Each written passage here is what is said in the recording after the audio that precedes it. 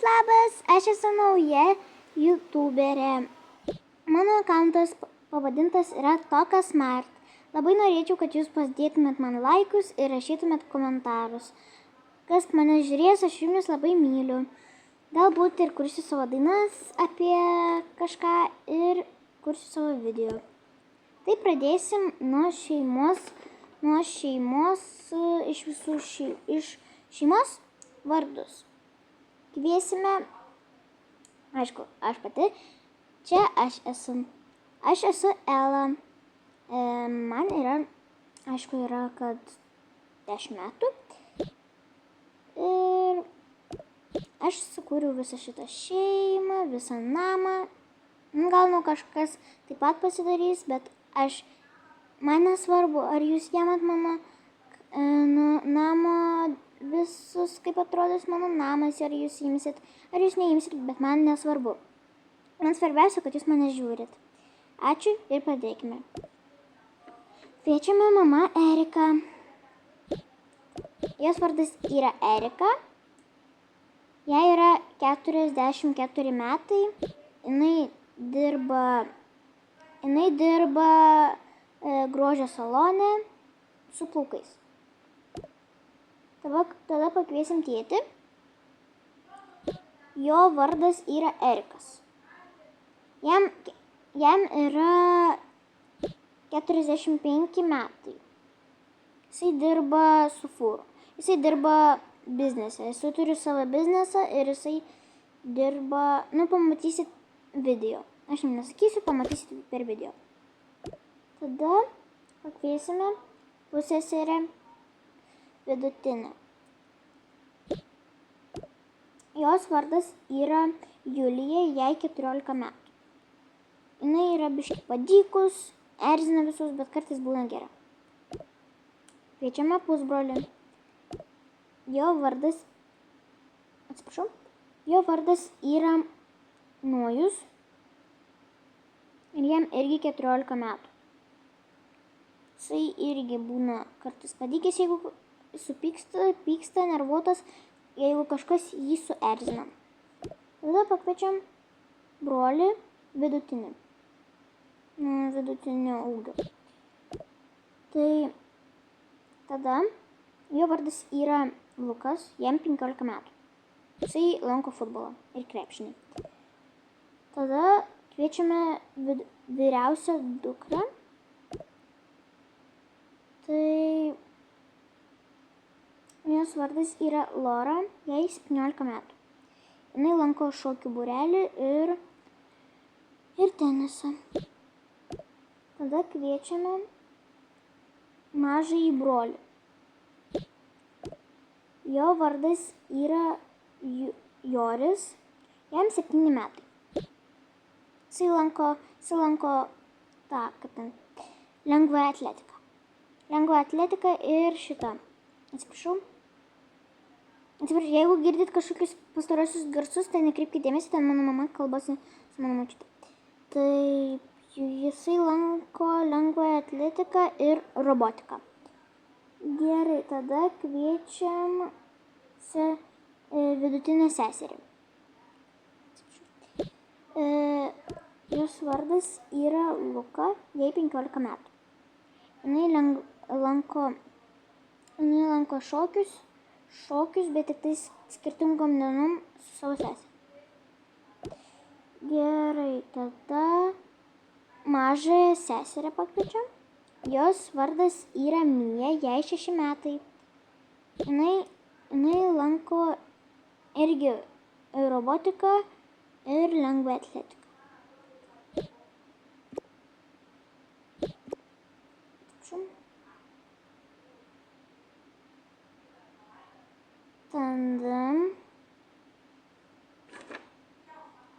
Tada kviečiame draugę, vidutinios sesers. Jos vardas yra Lora, jai irgi 15 metų. Jinai lanko irgi šokius. Tada pakviečiam mažąją draugę, mažos seserės mažąją draugę.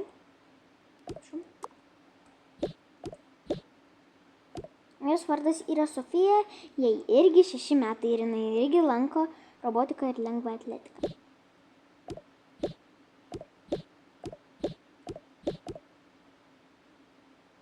Tada pakviečiam draugę vyriausios sesės.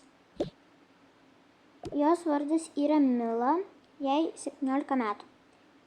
Jinai lanko šokius ir tenisą.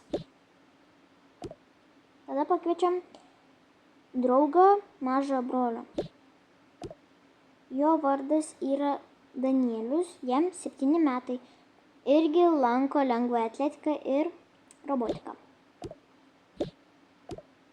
Tada pakviečiam vidutinio brolio draugą. Jo vardas yra Neitanas, jam irgi 15 metų.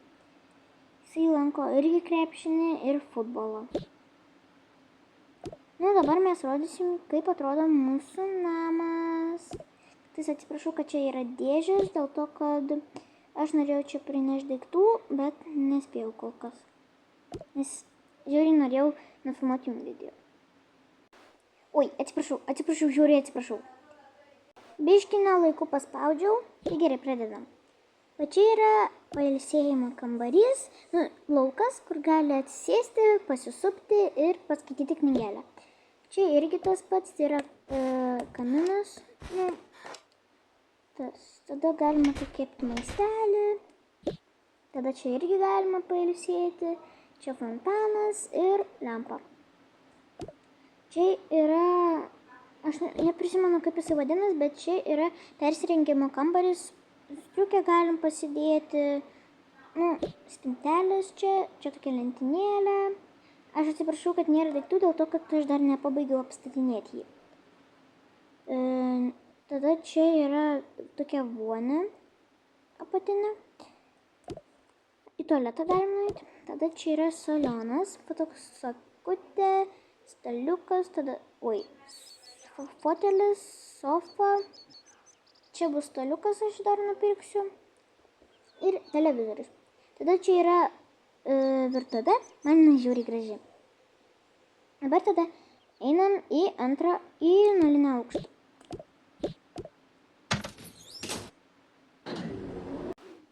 Gerai, aš jau atvažiavau, tada atidarom durelės. Pirmas kambarys, kurį mes matom, yra muzikos kambarys. Yra pianinas, viskas, kas skirta muzikai. Tada čia yra nereikalingų rūbų ir reikalingų rūbų spintelės. Juodos spintelės yra nereikalingų, o rožinės yra reikalingų. Šitos nereikalingų, šitos reikalingų. Gerai, tada einam, nekreipkite dėmesio į pastarosius garsus, aš žiūriu video. Dabar einam į antrą aukštą. Atvažiavau. Pradėsim nuo šito. Čia dar tuščia, dėl to, kad aš dar neatnešiau daiktų. Čia yra sūnaus vyresnio brolio kambarys. Tada čia yra 2 kambariai sujungti. Vienas kambarys, tik tai jie sujungti yra. Tada čia yra vyresnės sesės kambarys. Atsiprašau, kad yra daiktai, bet aš tiesiog norėjau jos padėti čia. Tada čia yra vidutinės sesės kambarys. Tada čia galima rankas į tualetą nueiti, skalbyklą ir vonę. Tuščia, aišku. Čia yra vaikų kambarys, čia yra brolio viršus, o čia yra sesers mažosios. Tada čia kambarys, jie aišku, jie mokinasi kartais, jeigu serga, jie mokinasi namuose, tai čia yra staliukas. Dabar einam į viršų.